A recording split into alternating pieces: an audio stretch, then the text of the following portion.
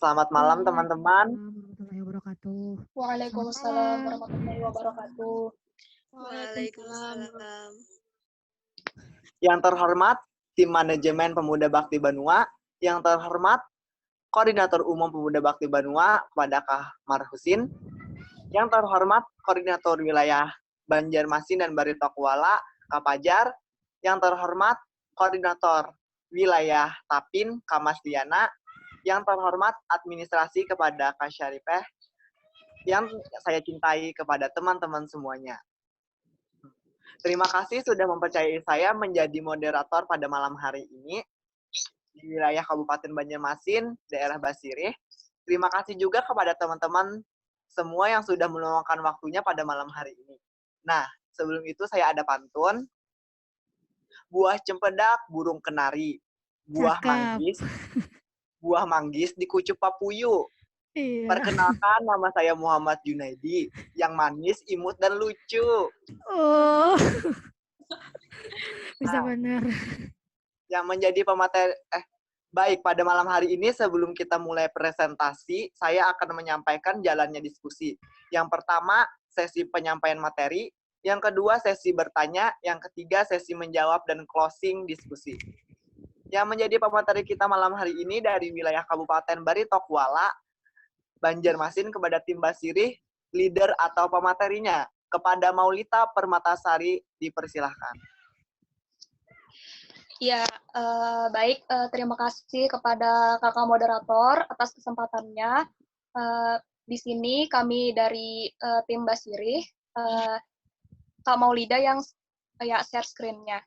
Oke, nah jadi kami dari tim Basirih ini termasuk dalam wilayah Kabupaten Barito Kuala, Kota Banjarmasin juga.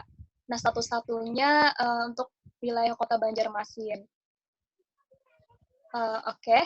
Jadi untuk menghemat waktu mungkin ya karena sudah lewat jam 9 juga, langsung saja ya kita masuk ke sesi materinya. Nah, jadi kan kita di sini sharing-sharing, sebelumnya juga tim-tim sebelumnya juga sudah luar biasa kan sharingnya gitu. Nah, jadi mudah-mudahan kita bisa sama-sama diskusi dan bertukar pikiran itu buat program kita ke depannya lebih baik lagi setelah nanti kita bisa terjun lagi ke masyarakat gitu kan. Nah, dan tentunya yang akan datang juga pasti tidak kalah luar biasa begitu. Nah, oke. Jadi di sini perkenalkan dulu anggotanya. Ya, jadi anggotanya ini ada dari berbagai jurusan, dari berbagai universitas juga. Nah, memang yang mendominasi dari anggota ini memang banyak dari pendidikan biologi ya, karena ya dari pendidikan biologi itu kan di sini ada Kak Dieni Aulia. Cek suara saya terdengar jelas? Terdengar. Oke, siap. Lalu lanjutlah. Nah, jadi di sini ada pertama yaitu Dieni Aulia, ULM Pendidikan Biologi semester 6. Yang kedua ada Eka Norliana, ULM juga Pendidikan IPS semester 6. Yang ketiga ada Maulida, ULM Pendidikan Biologi semester 6. Lalu Maulita Permatasari, itu saya sendiri, yaitu ULM juga Pendidikan Biologi semester 6. Ada Nur Aulia Rahma, ULM Pendidikan Biologi semester 6. Saripah Alia Safira, ULM Pendidikan Biologi semester 6. Siti Sarah, ya ULM Pendidikan Biologi semester 6. Dan sini juga ada relawan baru kita yang bergabung, yaitu ada Kak Gina Mairina. Nah, ini dari ULM, tapi dari Fakultas Ekonomi Bisnis ya, akuntansi gitu, itu semester 4.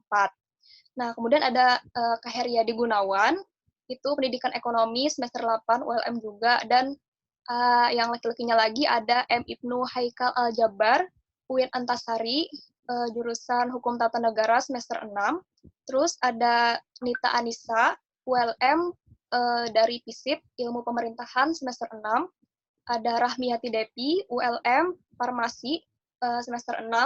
Raudatul Jannah, nah ini ULM Pendidikan IPS semester 6.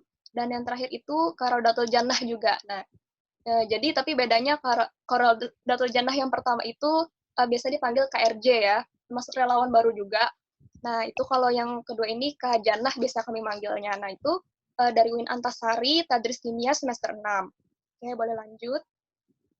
Nah, jadi yang di sini kami dari tim Basiri itu mempunyai program utama dan program pendukung.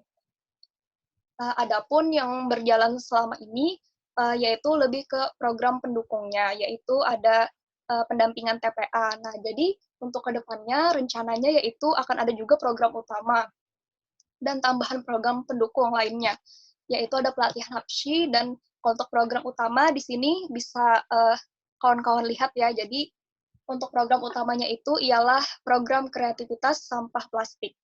Nah, jadi ini rencananya berdasarkan dari hasil observasi kami ke masyarakat di sana. Kan di Basiri itu sudah termasuk wilayah ya pinggir kota lah begitu. Nah, jadi mungkin tentunya kita menemukan tantangan yang berbeda ya jika beda dengan di pedesaan begitu. Nah, jadi di sana itu memang jarang kita temukan seperti potensi lingkungannya seperti sumber daya alamnya.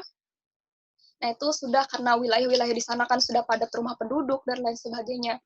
Nah, jadi maka kami melihat permasalahannya itu adalah mengenai sampah plastik lagi.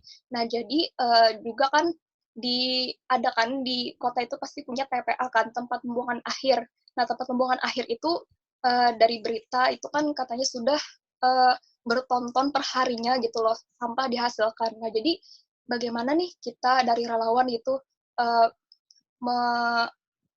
ikut juga dalam upaya ya lingkungan itu tadi menangani daripada permasalahan yang ada di wilayah kita. Nah, jadi dapatlah itu tadi, dan juga kita juga berdiskusi gitu dengan warga-warga di sana sebelum memutuskan daripada adanya program ini. Jadi dari warga bagaimana gitu menanggapinya, dan dari hasil kemarin dengan warga tanggapannya positif. Nah, tinggal kita mulai menjalankan tapi belum bisa ya karena ada kendala masa pandemi ini.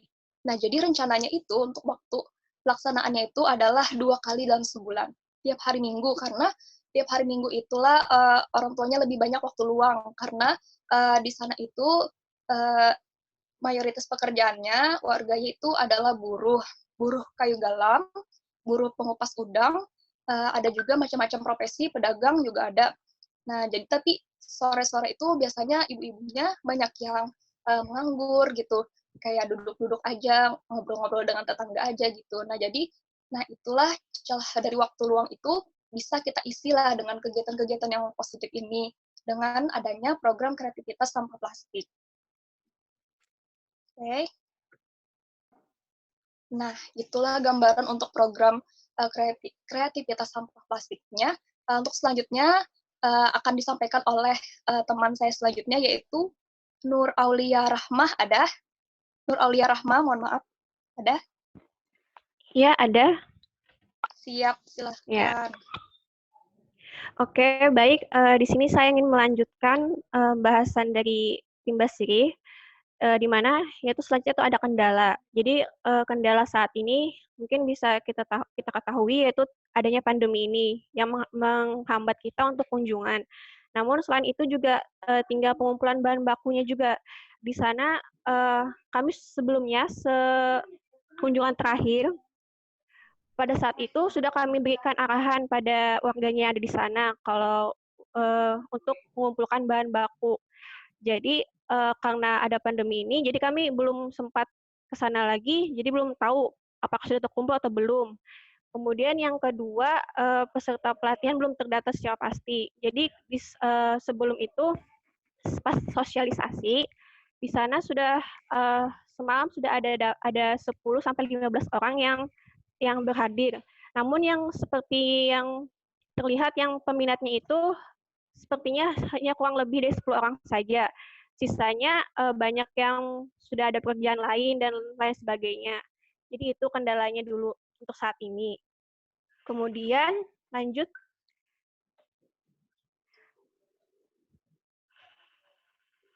Nah, jadi kemudian rencana ke depannya, apabila sudah selesai pandemi ini, kami ingin langsung mengadakan pertemuan lagi dengan warganya untuk mengabarkan rencana pengumpulan bahan bakunya tadi, apakah sudah terkumpul atau belum, dan kemudian kami ingin mendata ulang lagi peserta pelatihannya ini yang mana yang fixnya sudah yang mana.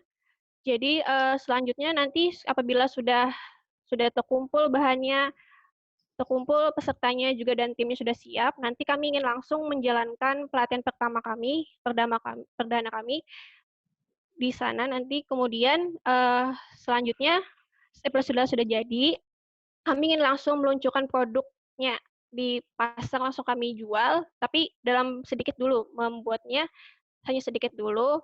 Apabila sudah banyak peminatnya, nanti bisa diperbanyak lagi produk tersebut.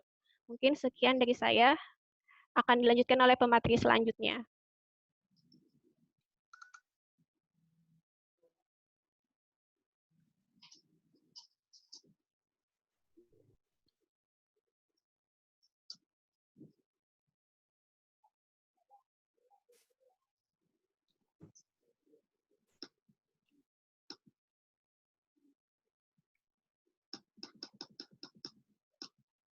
Cek untuk slide yang ini, Kak Sarifa Alia ada?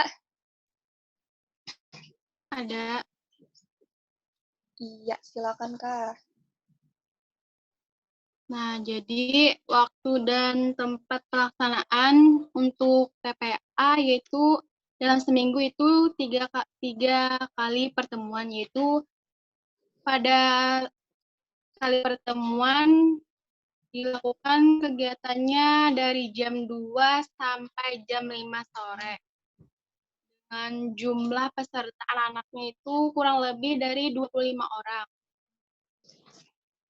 Nah, di sini bisa dilihat tim yang terlibat. Nah, ada aktivitas kegiatannya itu dalam TPA ini, anak-anak yang ingin belajar membaca Al-Quran dengan baik. Peserta TPA adalah anak-anak yang bertempat tinggal di Kelurahan Basire dan Kecamatan Banjarmasin Barat, Kota Banjarmasin. Dan pelajaran yang diberikan adalah membaca Al-Quran sesuai makhraj huruf dengan baik dan benar. Jadi anak-anak juga diberikan untuk menghafal surah-surah pendek, mengenal doa-doa sehari-hari seperti doa bangun tidur, doa sebelum makan, dan doa sebelum belajar dan lainnya. Jadi relawan yang mengampu program ini adalah relawan yang memiliki keahlian mengaji. Nah, mungkin itu saja dari saya. Terima kasih. Baik. Oh ya, untuk yang selanjutnya ini, oh ya Kak Eka ada tidak? Ada.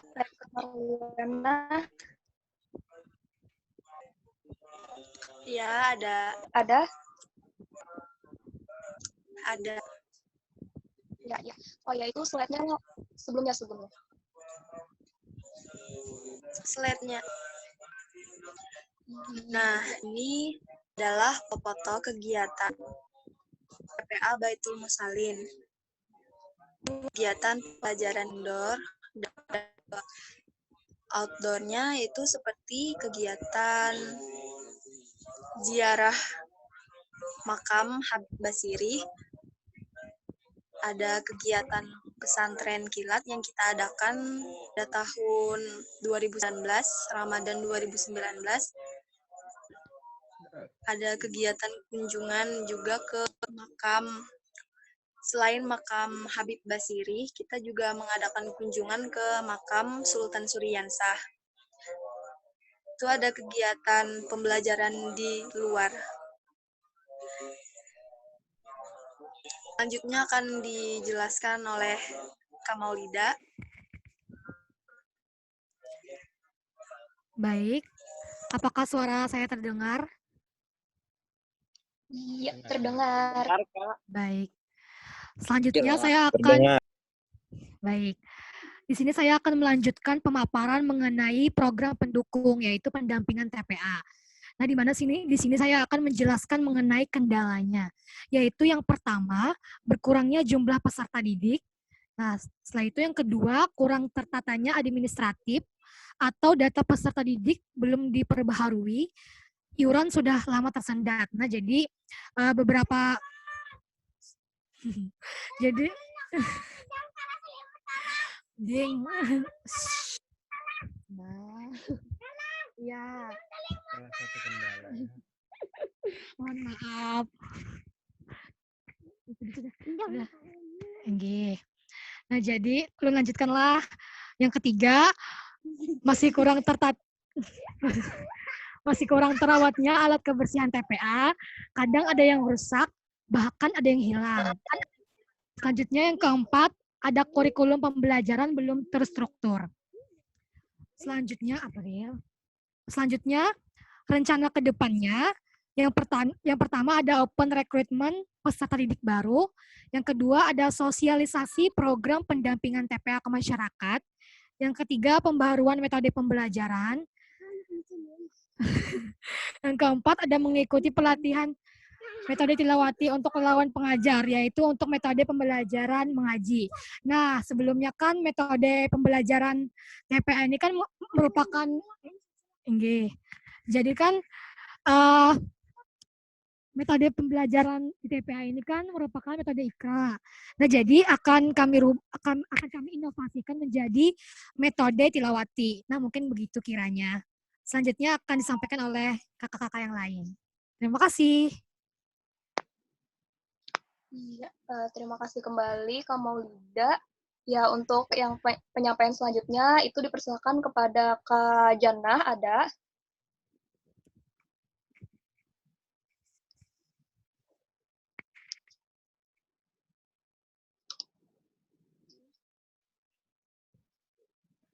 Mate aku. Karaudatul Jannah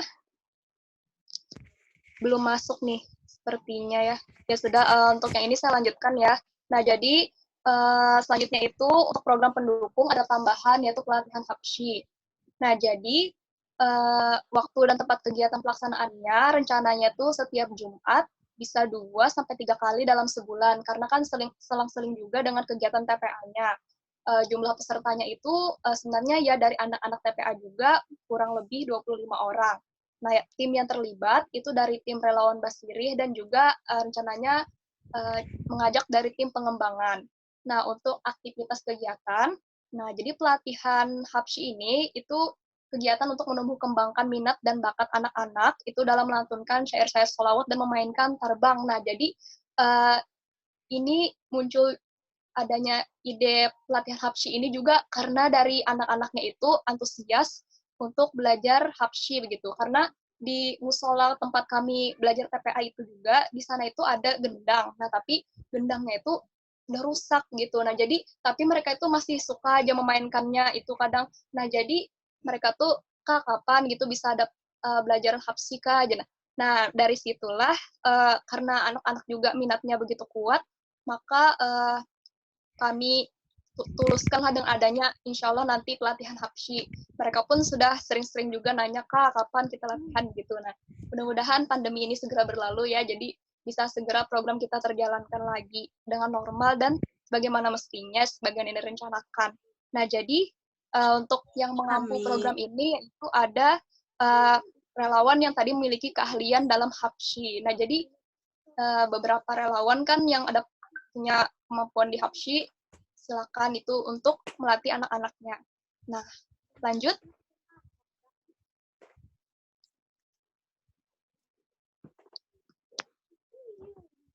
Nah, untuk yang selanjutnya ini, rencananya itu Kak Rahmiati Devi. Ada tidak Kak Devi ini? Ada. Cek. Kak Devi ada?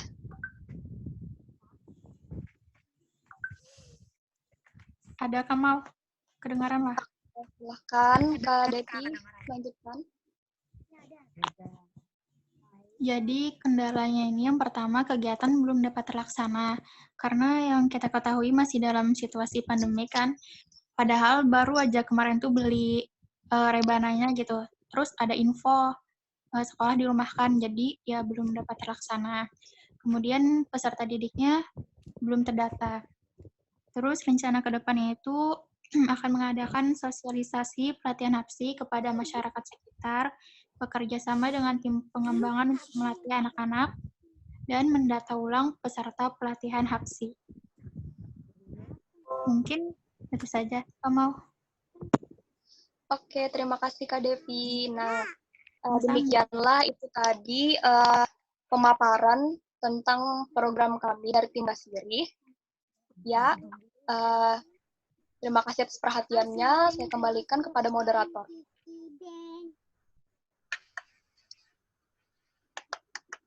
Nah, sesi pertama penyampaian materi sudah selesai. Yang kedua, sesi bertanya. Bagi teman-teman yang mau bertanya, kami persilahkan. Ya, kenapa dimatiin?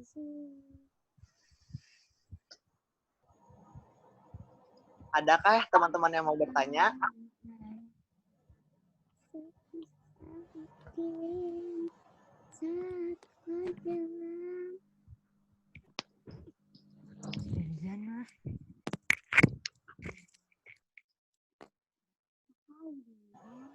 Tes.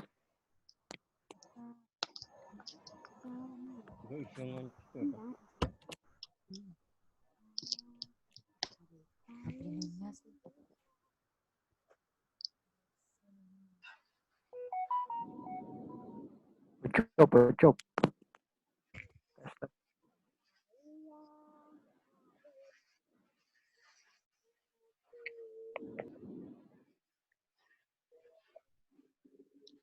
Nah, itu dari.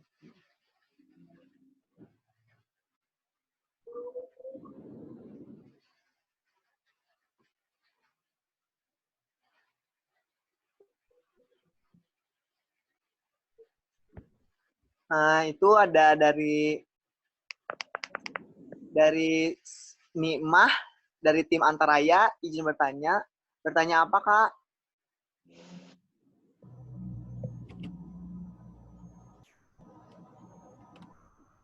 Bagaimana sistem rekrutmen peserta didik barunya? Kemungkinan presentasinya calon peserta didik tertarik dengan kegiatan yang akan dilaksanakan. Kira-kira berapa persen jika dilihat dengan kondisi daerah sekitar?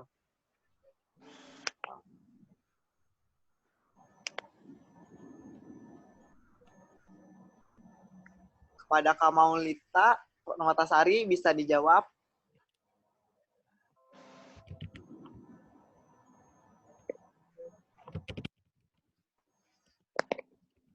Saya ulang lagi ya pertanyaannya.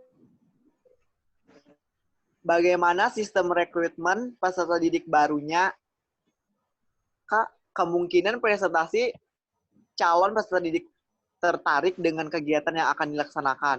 Kira-kira berapa persen jika dilihat dengan kondisi daerah sekitar?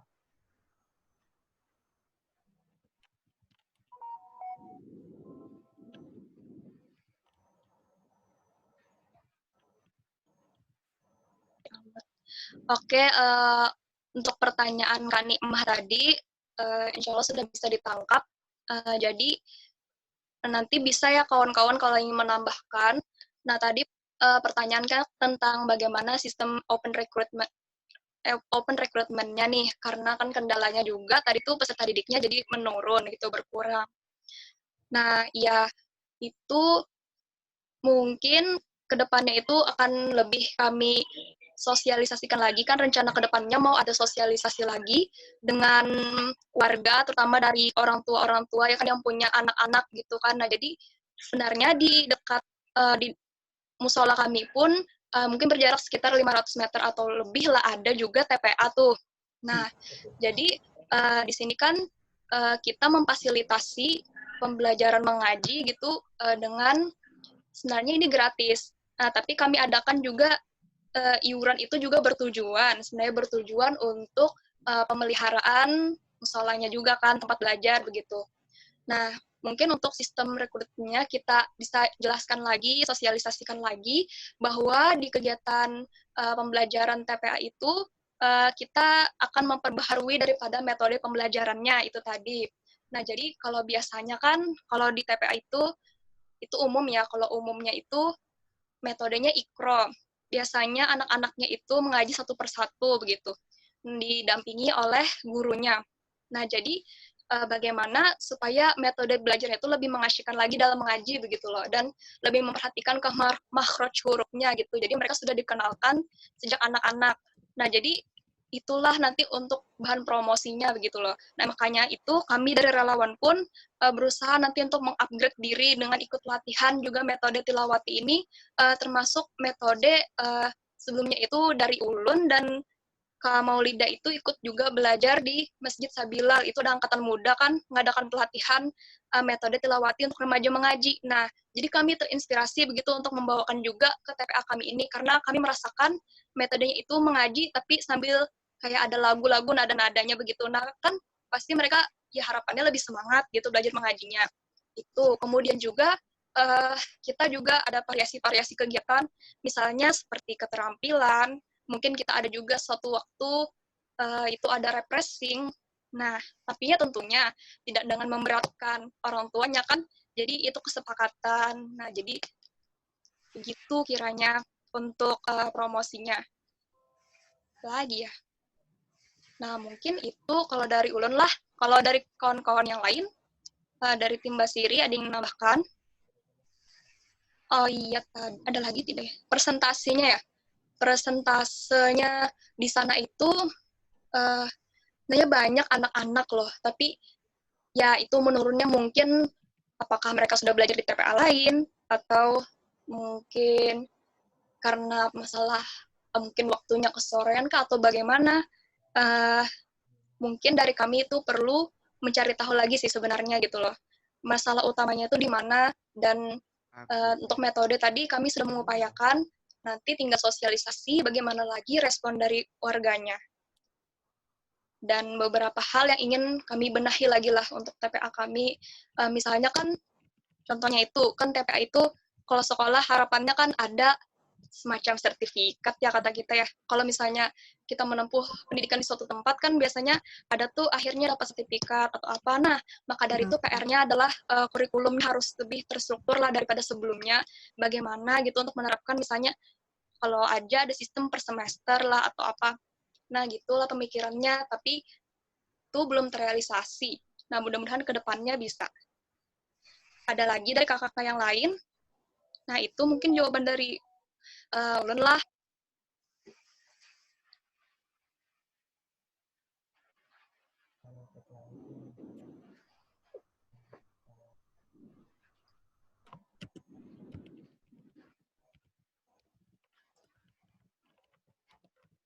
Nah, apakah ada lagi yang mau menambahkan dari kakak-kakak tim Basiri?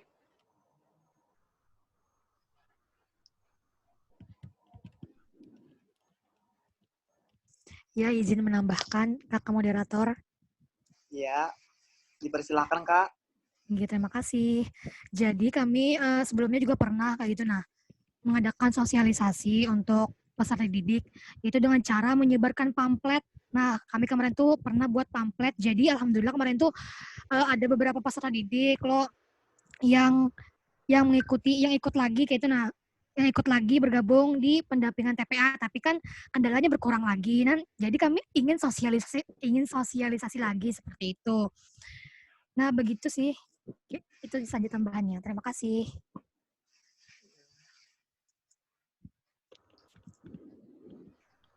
Apakah puas kepada Kak Nikmah?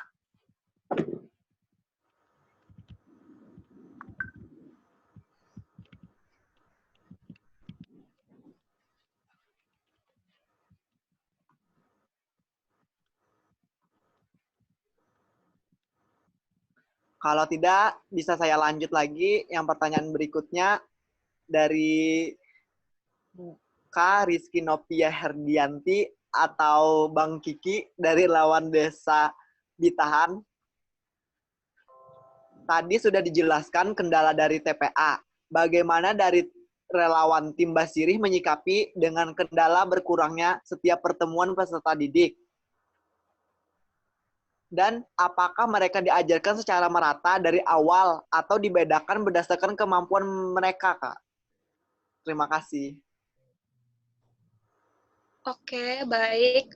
Terima kasih untuk pertanyaannya ya. Nah, jadi tadi tentang bagaimana cara kami menyikapinya tuh terkait menurunnya.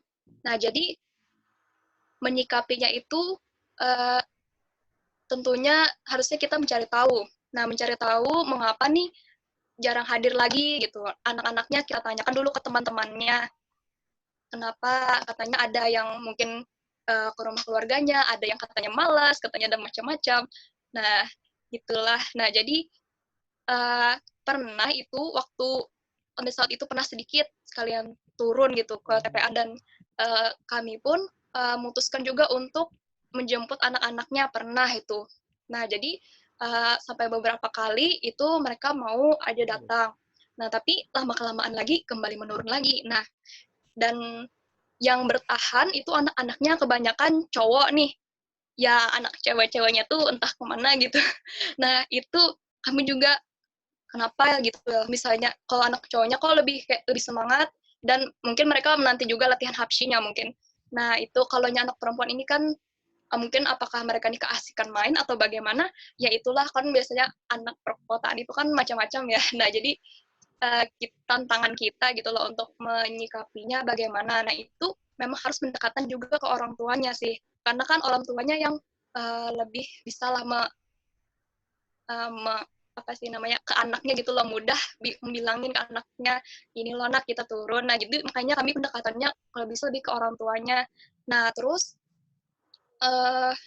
tadi lagi pertanyaannya tentang apa tadi? Tentang kemampuan atau dari awal. Nah, apakah itu mereka diajarkan secara merata dari awal atau dibedakan berdasarkan kemampuan mereka? Oke, untuk pertanyaannya itu, ya kakak-kakak yang lain ada yang mau coba jawab dari tim Basiri? Silakan. Jawab. Nah, iya silakan Kak Maulida. Terima kasih. Jadilah Kak, biasanya kami itu berdasarkan umur. Jadi kan misalnya umurnya masih TK, masih umur 5 sampai 7 itu masuk ke kelas A kayak gitu Kak. Habis itu berarti mereka masuk jadi kelas Iqra gitu. Misalnya umurnya dari 8 sampai ke atas berarti dia masuk kelas Al-Qur'an seperti itu. Jadi, tapi sebelumnya juga ditanyakan dia sudah sampai mana bisanya gitu. Nah, sampai mana bisanya, apakah sudah Iqra, apakah sudah Al-Qur'an seperti itu. Jadi kedua-duanya memang berdasarkan kemampuan, ada juga berdasarkan umur juga ada, seperti itu kiranya Kak. Mungkin begitu kiranya dari saya. Terima kasih. Nah, dari Bang Kiki sendiri, apakah sudah puas jawabannya atau kurang memuaskan atau gimana?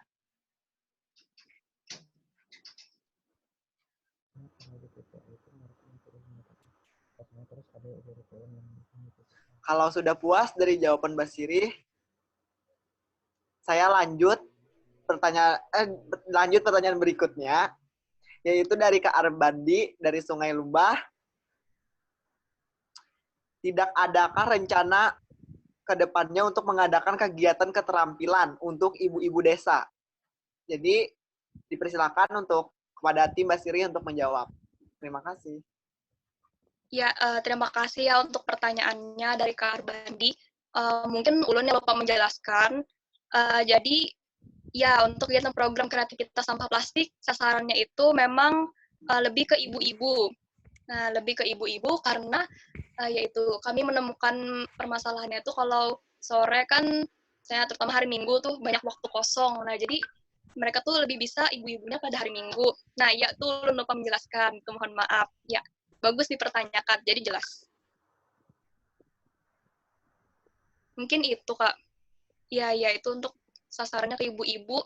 Tapi selain ke ibu-ibu, terbuka juga sih buat mungkin para pemuda yang ibaratnya masih banyak waktu luang gitu kan, belum ada pekerjaan, menganggur, nah bisa sangat terbuka sekali begitu untuk ikut kegiatan program kreativitas sampah plastik. Nah, jadi dari Kak Arbandi, apakah puas jawabannya atau kurang?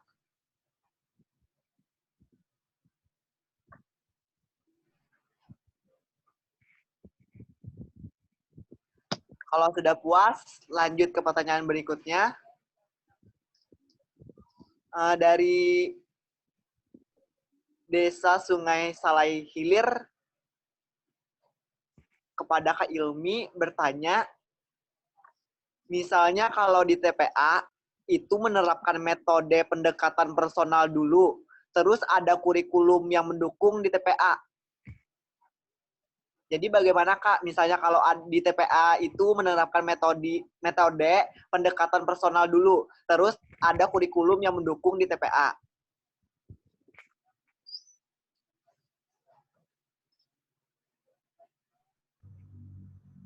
Oke, Kak. Ini seperti saran ya atau masukan. Nah, jadi ya untuk pendekatan personal, oh ya mungkin personalnya nih ke siapa dulu pendekatannya, maksudnya nih ke anak-anaknya, ke orang tuanya, atau kemana? Kalau pendekatan personalnya ke anak-anaknya misalnya, mungkin lebih ya itu tadi pembelajarannya ke orang tuanya, oke.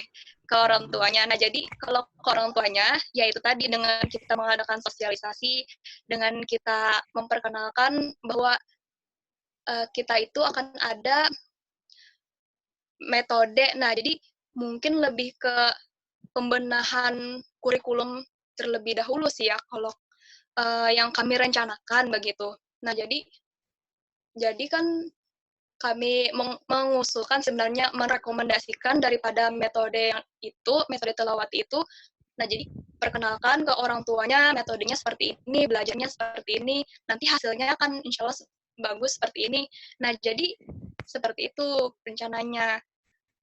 Kalau ke personalnya, itu kan sudah dari kita dengan orang tuanya itu kan mungkin sosialisasi sudah ada sebelum-sebelumnya. Nah, ini ada hal terkait metode ini yang ingin kita perkenalkan lagi ke orang tuanya, dan itu perlu namanya kurikulum itu perlu lebih matang lah, lebih benar-benar diperhitungkan, dipikirkan, karena itu kan menyangkut keberlanjutan nantinya, langkah-langkahnya gitu, apa impact atau dampaknya yang bisa dihasilkan. Nah, jadi itu perlu pertimbangan. Memang untuk kurikulum ini cukup lama kami sudah merencanakan, karena mungkin keterbatasan pengetahuan ya, jadi kami sudah cari tahu juga ke TPA-TPA lain gitu. Kami jadi sebagai pembanding lah begitu. Nah, sudah ada gambaran kemarin, cuma realisasinya lagi yang belum maksimal gitu ya.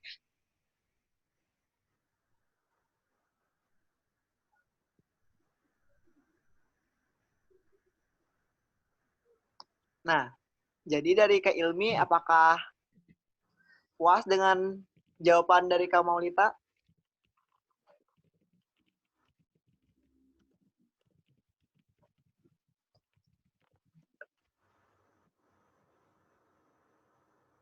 Nah, lanjut untuk selanjutnya dari Kak Marhusin sendiri untuk tim Basiri.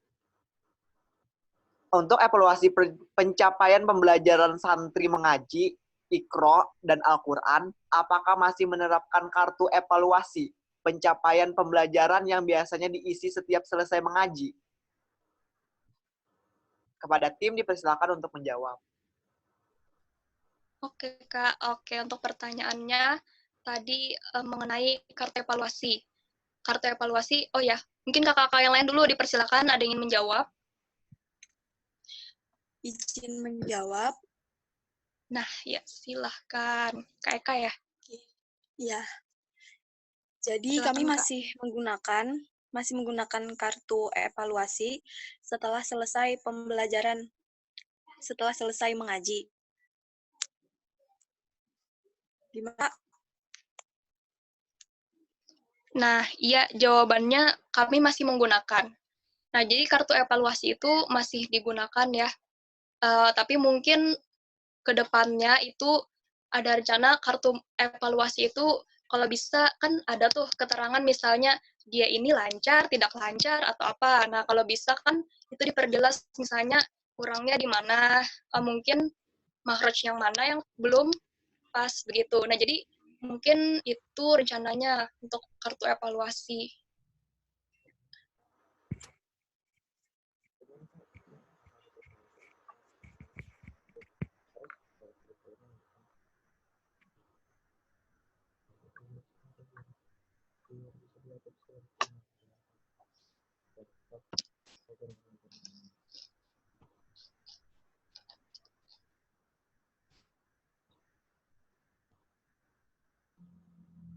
Jadi dari Kak Marhusin sendiri, gimana tanggapannya?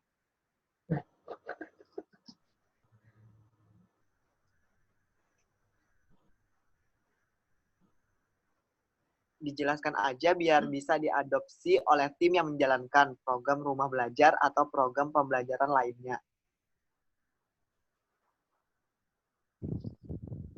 Oh iya, iya siap Kak.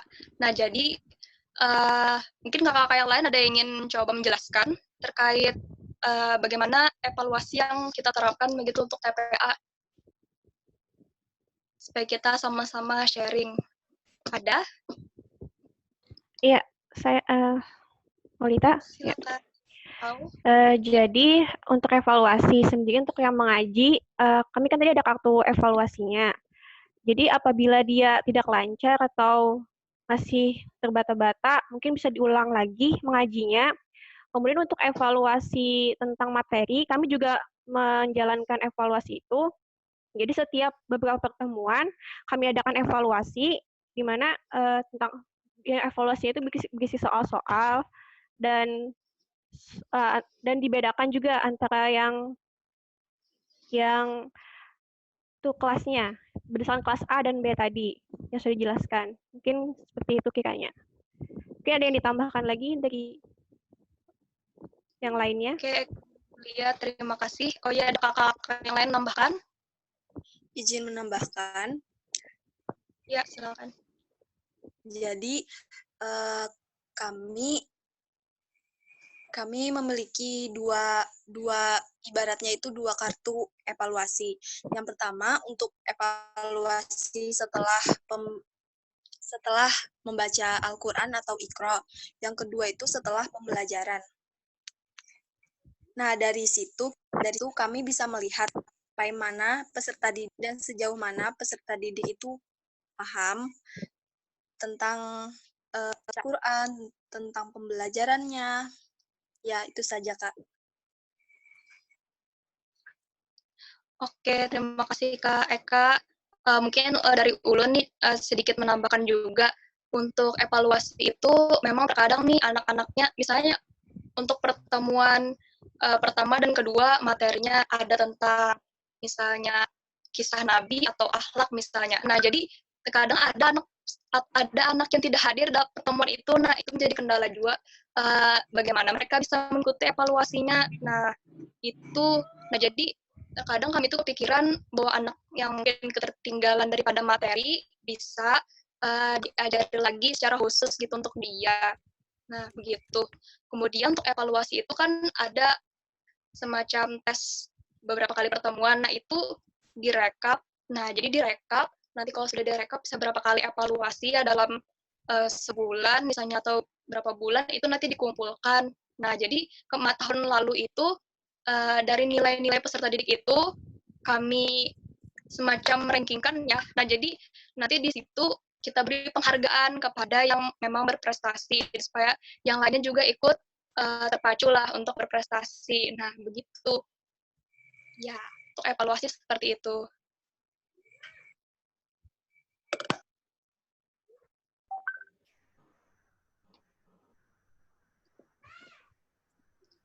Nah, jadi gimana menurut Kak Marhusin? Oke, makasih. Semuanya bisa terdengar? Bisa, Kak. Bisa ya. Jadi ini sangat bagus sekali di mana Mbak Cindy sudah menerapkan evaluasi pembelajaran secara langsung. Karena kita tidak bisa menilai apa yang sudah kita ajarkan itu sama ke semua peserta didik. Daya tangkap anak itu kan biasanya beda-beda. Otomatis kita harus bisa mengevaluasi secara individu. Dan ini adalah fungsinya jika kita menggunakan tool atau alat kartu evaluasi sebagai penilaian terhadap masing-masing individu anak. Karena di situ kita bisa menilai, oh anak ini daya tangkapnya terhadap apa yang sudah kita ajarkan seperti ini. Anak ini seperti ini, anak ini seperti ini. Nah, seandainya dalam penilaian kita, misalnya dalam mengaji, dia kurang lancar. kita nilai aja kurang lancar dan perlu diulang di pertemuan selanjutnya. Seperti itu. Misalnya hafalannya kurang fasih, kurang lancar, di bagian mana yang perlu diperbaiki, sehingga itu di minggu depannya dia tidak bisa lanjut ke tahap selanjutnya, tapi mengulangi yang sebelumnya minggu lalu diajarkan.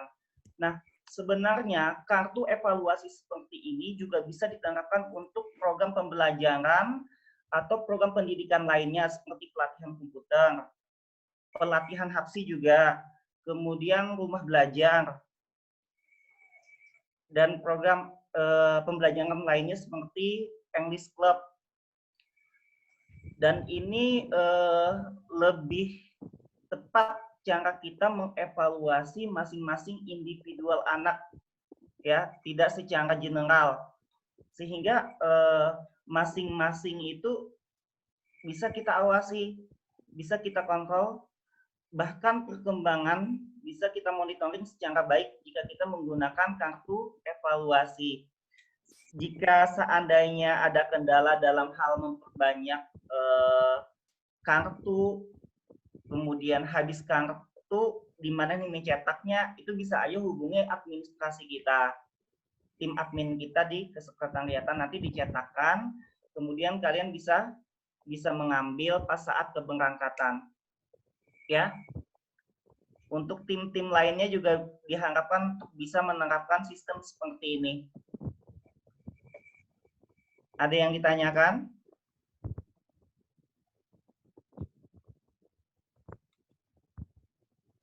Saya rasa cukup ya.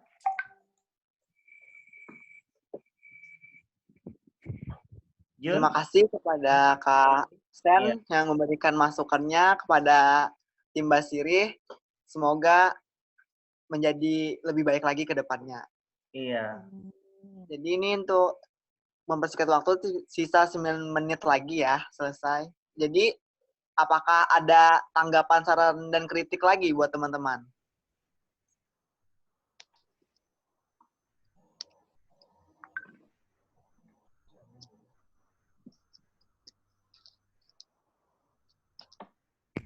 Sepertinya dari KIP izin itu. Ya, itu KIP.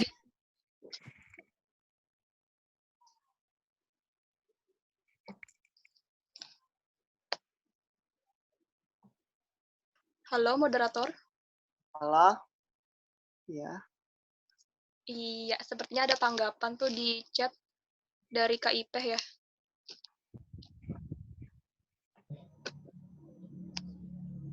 Minta share tentang mengenai pelatihan metode tilawati yang dari di Sabilal. Siapa tahu teman-teman yang lain ada yang minat juga untuk belajar di sana, khususnya teman-teman yang sama melaksanakan program TPA. Ya, terima kasih kepada KIP. Iya, moderator, izin menanggapi. Iya, silahkan. Baik, kita sharing ya. Jadi, metode tilawati ini itu adalah salah satu metode mengaji yang mana di dalamnya itu menggunakan nada-nada. Nah, jadi pembelajarannya itu sifatnya tidak monoton. Selama ini pengalaman dari ulum pribadi juga ada dari kakak-kakak relawan. Nah, jadi mau ngajak kakak-kakak relawan dari awalnya dari Basiri dulu sih, kita sama-sama yuk itu buat latihan ini, karena dari sini kita lebih memantapkan ke mahrajnya lagi kan. Nah, jadi mungkin di antara kita sudah yang usia begini gitu kan, tapi ternyata ada yang perlu diperbaiki lagi dari bacaan kita. Nah, dari sini gimana kita anak-anak belajar dari kita pun juga mengupgrade ilmu. Nah, jadi kalau untuk informasi pelatihan metode tilawati di Sabilal itu, ya biasanya ya kegiatannya itu seminggu sekali di hari Minggu. Nah, sebelumnya itu tempatnya di Sabilal, tapi sekarang sudah pindah tempat, itu ada di rumah ustazahnya. Nah, kalau untuk pelatihan yang laki-laki, kurang tahu juga sih, nanti bisa aja Ulun coba cari infonya lagi. Nah, jadi kalau untuk yang perempuan ya, ada itu ustazahnya kan alamatnya itu nanti di Sultan Adam rencananya untuk pertemuan yang nanti gitu ke depannya. Nah, bisa aja kalau ada yang berminat ikut pelatihan metode tilawati ini, boleh hubungi Ulun. Bisa aja kontekan, nanti kita bisa aja bareng-bareng gitu, sama-sama ke tempat ustazahnya belajar juga. Itu terbuka banget gitu untuk kita. Jadi sifatnya pun lebih fleksibel lah, tidak terlalu mengikat ya. Jadi nggak terlalu mengikat, jadi yang mana bisa hadir, yang tidak sibuk. Nah, bisa sifatnya tidak terlalu formal atau mengikat. Nah, itu mudahnya sana. Terbuka untuk umum ya, Kak? Iya, terbuka untuk umum, tapi biasanya usianya tuh rentangnya remaja kan, dari umur biasanya 16 tahun sampai 25 tahun biasanya. Nah, jadi saya cukupkan sampai di sini.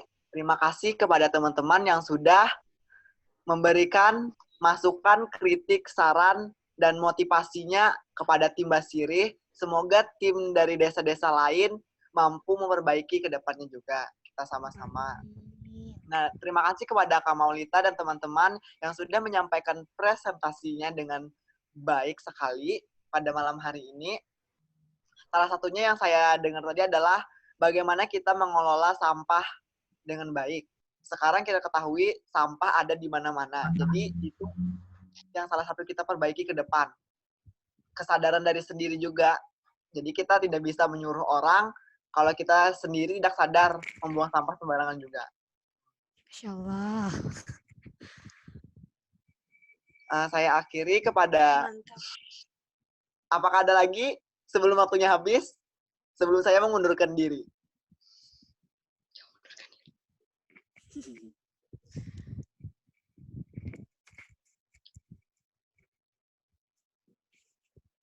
Cukup aja ya.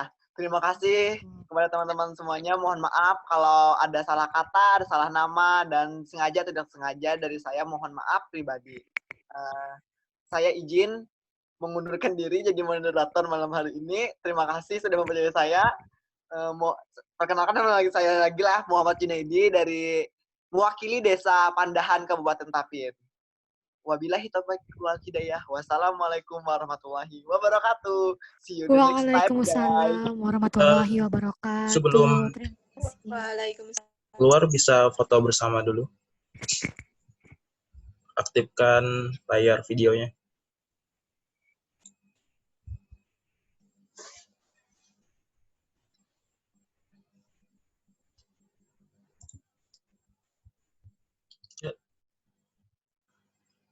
Miyati Devi, Adita, Siti Nurhalisah, Lanang, Johan Effendi, Arbandi. Lanjut Kak, lanjut aja.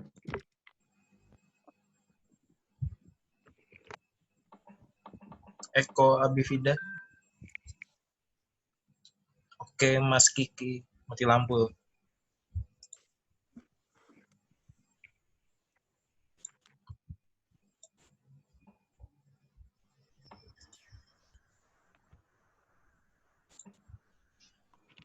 Ya, kita foto 2 sesi. Arbandi kada ikut kah?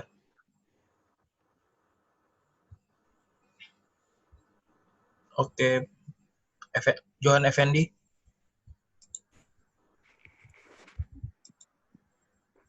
Oke, kita foto sama-sama. Hitungan 3, 2, 1. Dan tegang. Terus untuk sesi keduanya, Ekan, Ilmi, dan lain-lain. 1, 2, 3. Oke, makasih semuanya. Terima kasih kembali Kakak. Makasih. Terima kasih. Berjalan berkah.